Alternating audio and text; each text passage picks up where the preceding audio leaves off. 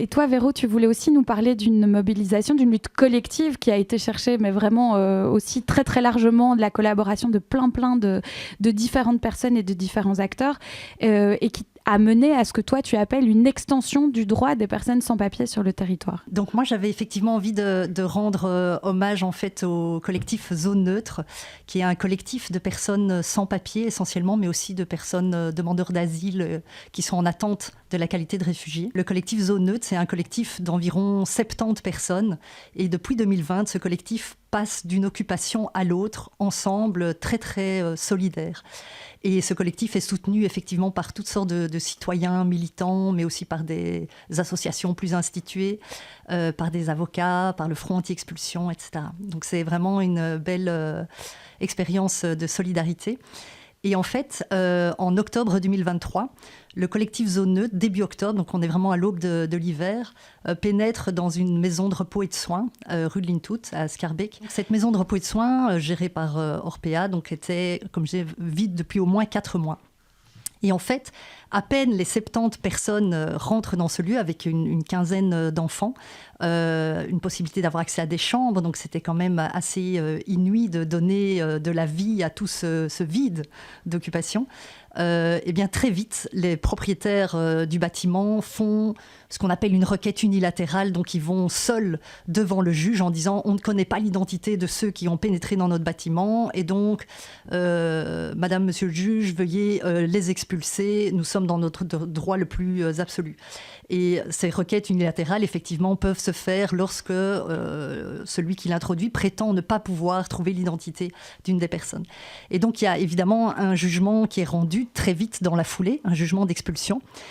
Et c'est là où le rôle des personnes concernées, tout d'abord, et puis les militants, et puis les avocats commencent à intervenir. C'est-à-dire qu'on se dit, on ne va pas se laisser faire. Enfin, cette ordonnance qui est rendue avec la voix, qu'une seule voix et pas l'autre voix.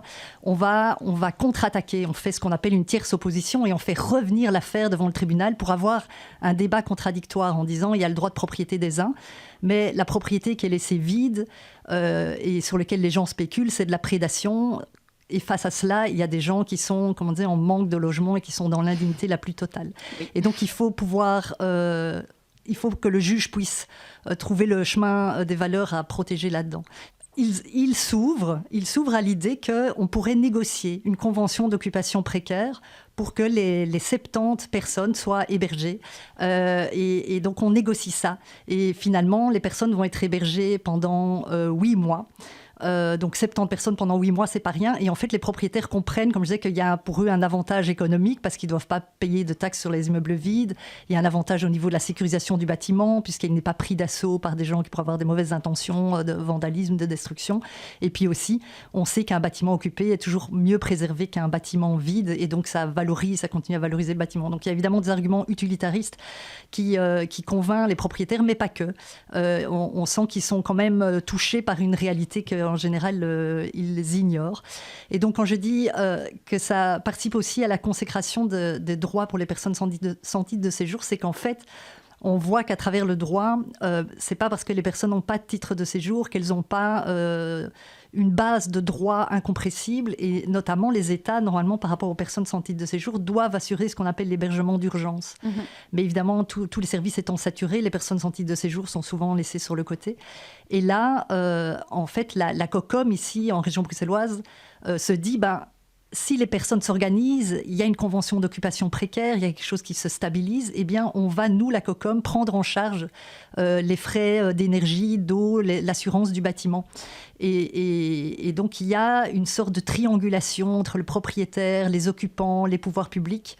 Et donc, ça donne une chair aux droits des personnes sans titre de séjour. Alors, je voulais terminer sur malheureusement une note plus complexe, c'est que, évidemment, lorsque la convention d'occupation précaire est arrivée à sa fin, eh bien, les 70 personnes qui vivaient là, elles n'ont pas trouvé une solution de relogement. Les pouvoirs publics se sont mobilisés vaille que vaille, mais trop lentement et pas assez radicalement. Et donc, ils ont voulu rester au-delà de la limite. Et là, évidemment, le propriétaire s'est dit, maintenant, ça suffit, je vais faire une procédure d'expulsion et on va vous réclamer les frais d'énergie qui n'ont pas été couverts par la COCOM. Et donc, on s'est retrouvé dans une procédure en justice où le propriétaire réclamait 51 000 euros à ces 70 personnes qui sont très démunies.